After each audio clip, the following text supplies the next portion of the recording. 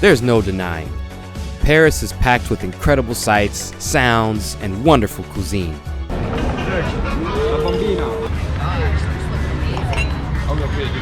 It's no secret that it's one of our favorite cities in the entire world. In Paris? Welcome, Ashley. Welcome. However, as with any sprawling metropolis, tourists tend to hunker down and never explore anything outside of them. As hard as this may sound, you have to get outside of Paris, at least for a day. There are multiple day trips to be had, but if you're gonna choose one, we highly recommend the Palace of Versailles.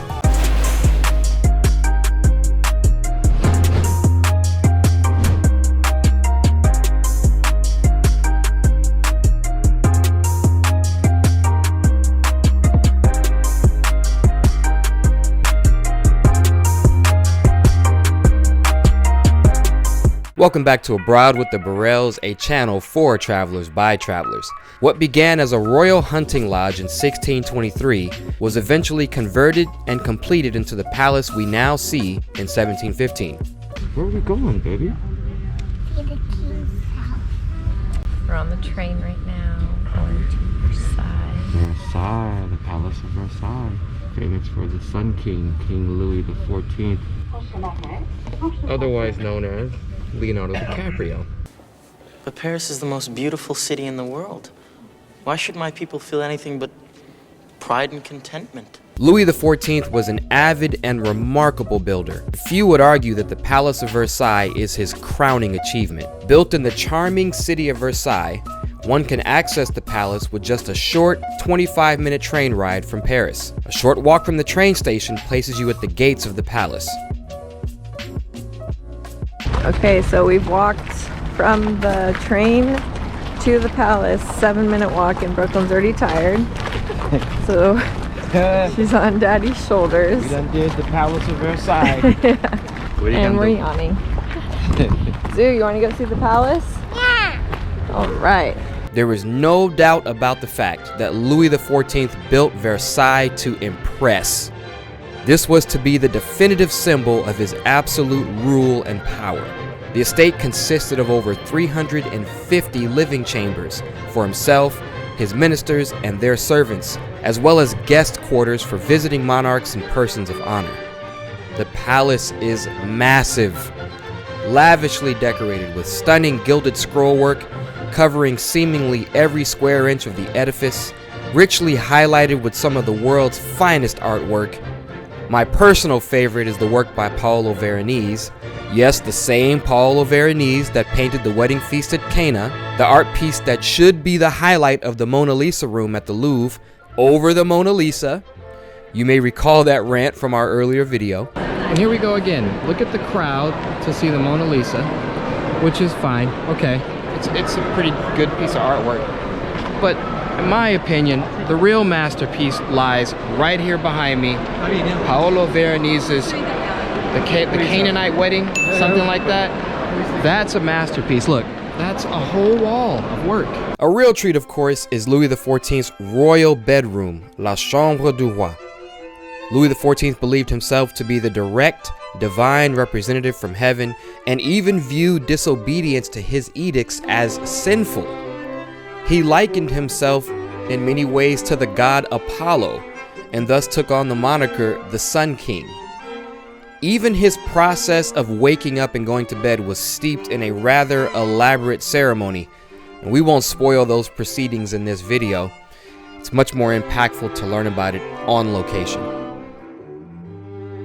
Entering the Hall of Mirrors, which is one of the premier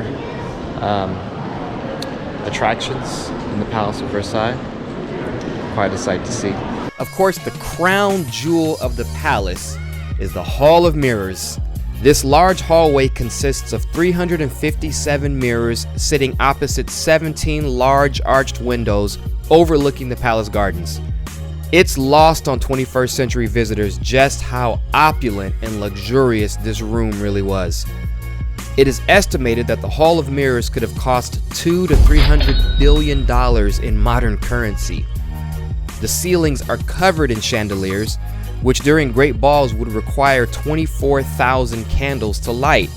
Now please understand, candles were not cheap, and of course the king wanted the best. Just one top quality candle was equivalent to a week's wage for a common soldier. Let that sink in. Continue. This hallway has also been the site of myriad momentous and historical events. For example, World War I's Treaty of Versailles, and the legendary dinner with the French President Charles de Gaulle and American President John and Jackie Kennedy. Time to hit the gardens. Yep. Palace of Versailles was awesome. Beautiful. It was magnificent, but also kind of shameful at the same time that a person would build that type of extravagance.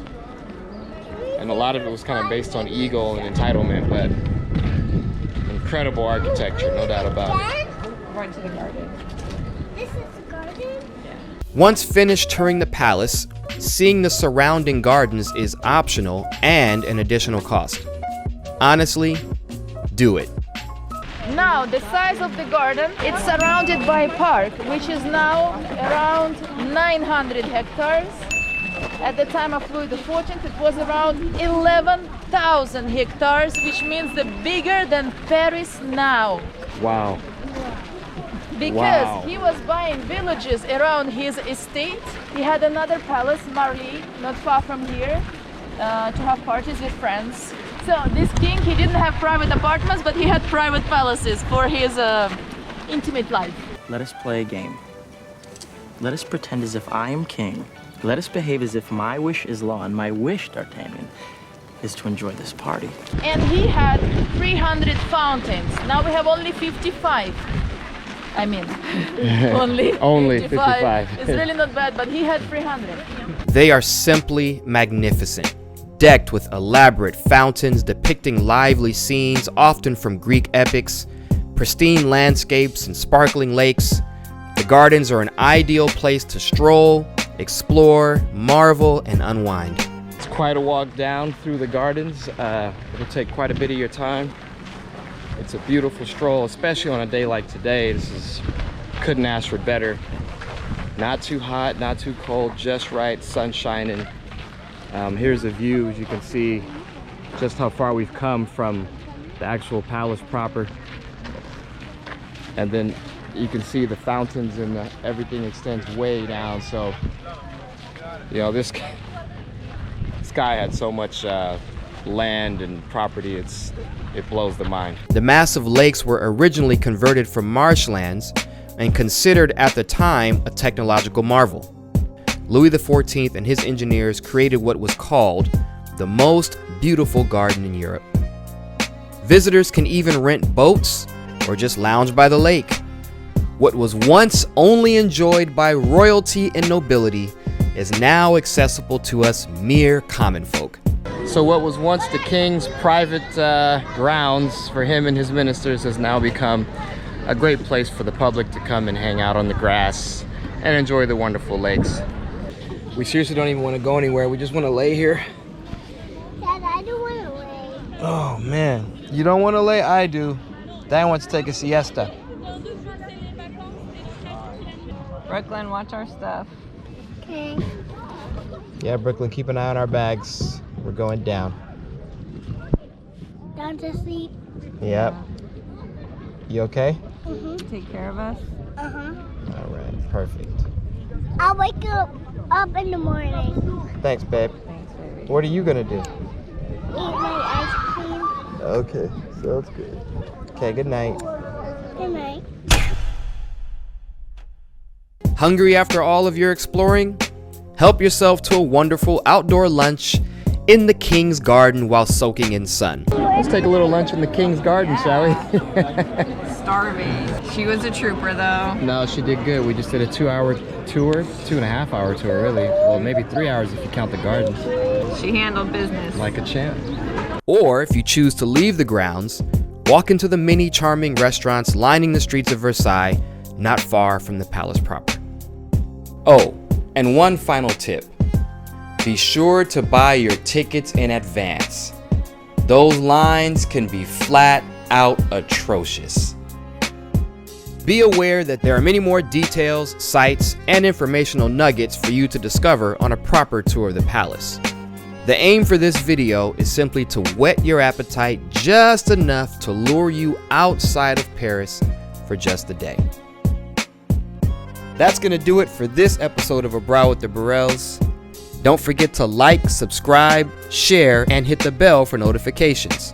Remember, traveling is not just about the destination, but who you share it with. From our family to yours, we encourage you to get out there, make it happen, and have fun.